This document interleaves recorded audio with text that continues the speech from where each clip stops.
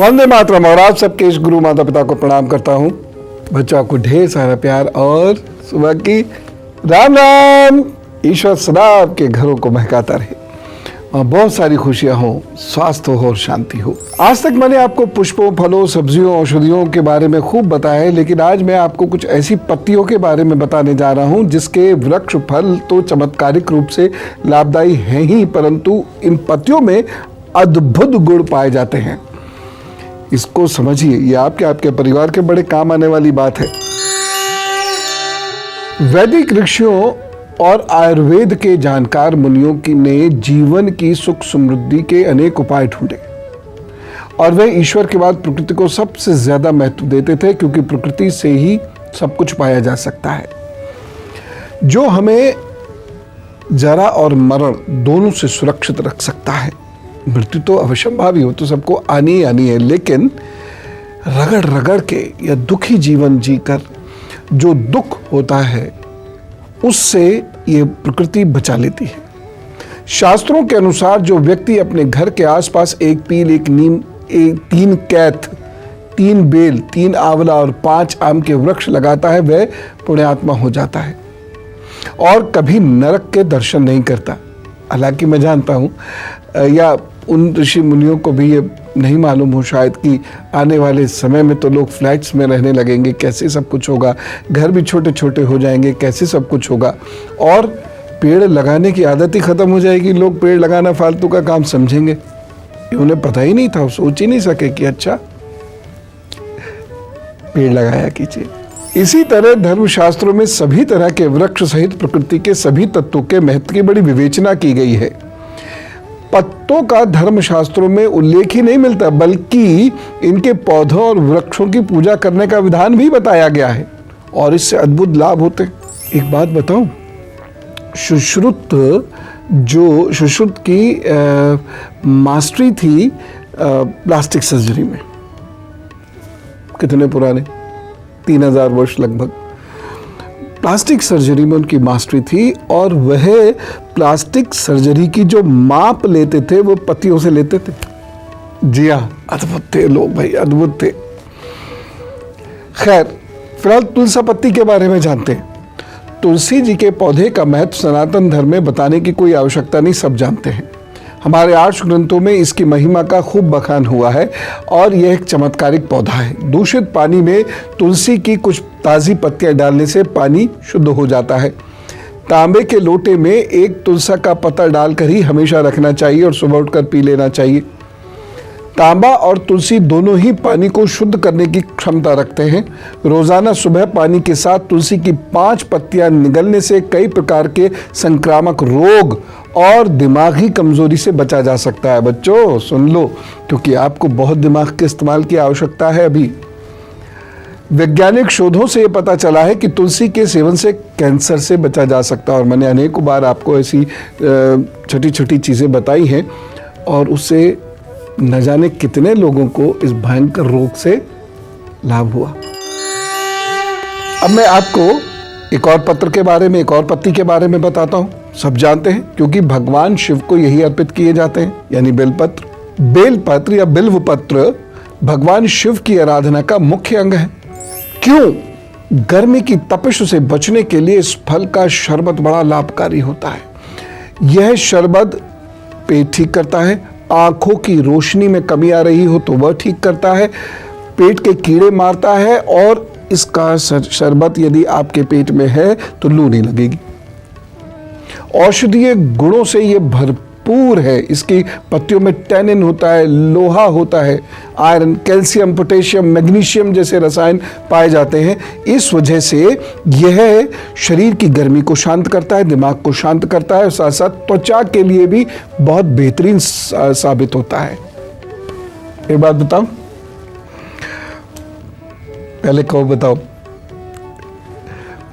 सूर्य यदि बहुत खराब है तो पद, पिता, प्रतिष्ठा, इन तीनों पर दाग लगेंगे, परेशानियां आएंगी, संबंध बिगड़ेंगे, बहुत बहुत खराब हो सकता है।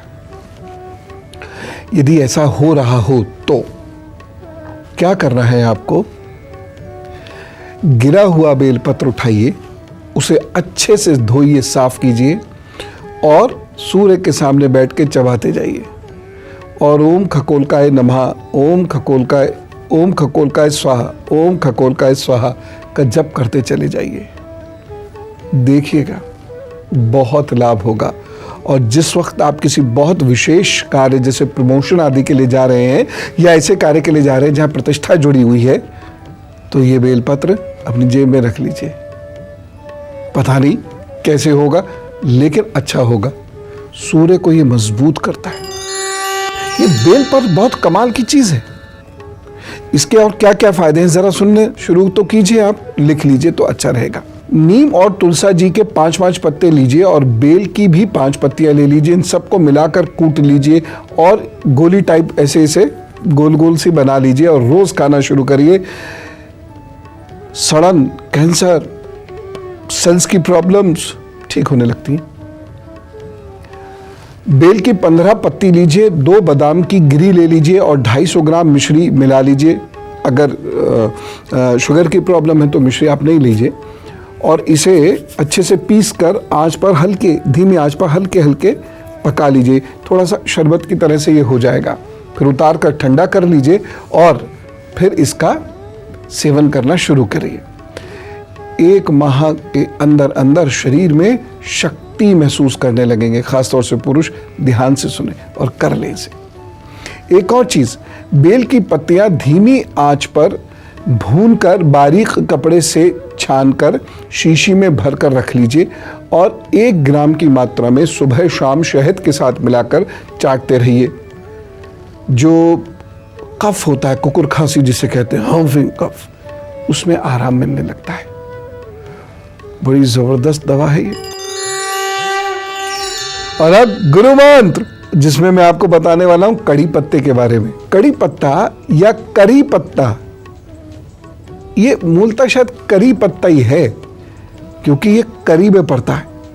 खासतौर से महाराष्ट्रियन भोजन में या मध्य प्रदेश में इसका प्रयोग बहुतायत से किया जाता है। जिस प्रकार उत्तर भारत में तेज पत्ते का छौंक लगाया जाता है, उसी प्रकार से महाराष्ट्र में, मध्य प्रदेश में, दक्षिण भारत में इसका छौंक लगाया जाता है। इसे काला नीम भी कहते हैं, इसे मीठी नीम भी कहते हैं। ये बड़ी काम की चीज़ है क्योंकि कड़ी पत्ता पेट संबंधी रोगों में बहुत लाभदायक है। इसीलिए ये हर ऐसे भोजन में डाला जाता है और डाला जाना चाहिए जो गरिष्ठ है। ये पाचन तंत्र को मजबूत करता है और उस भोजन को पचाने में मदद करता है। इसकी जड़ का इस्तेमाल आंखों और किडनी के लिए करा जाता है।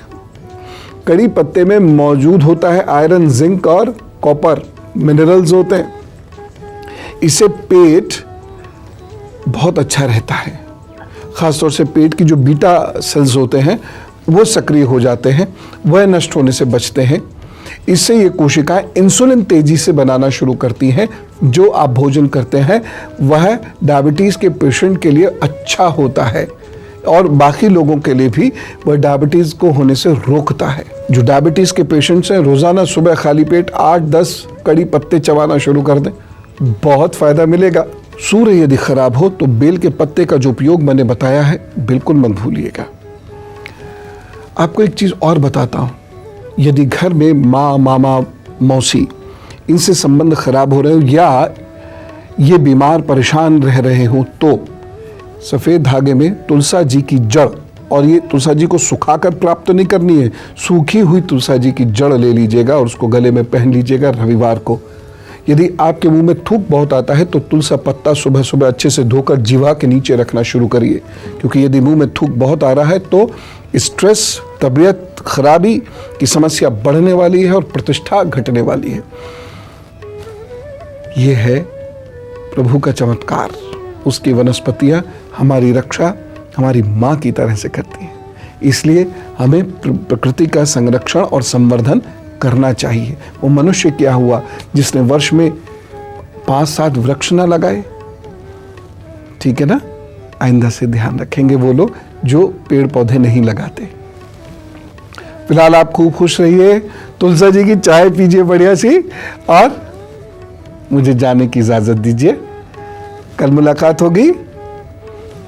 राम राम, नमस्कार।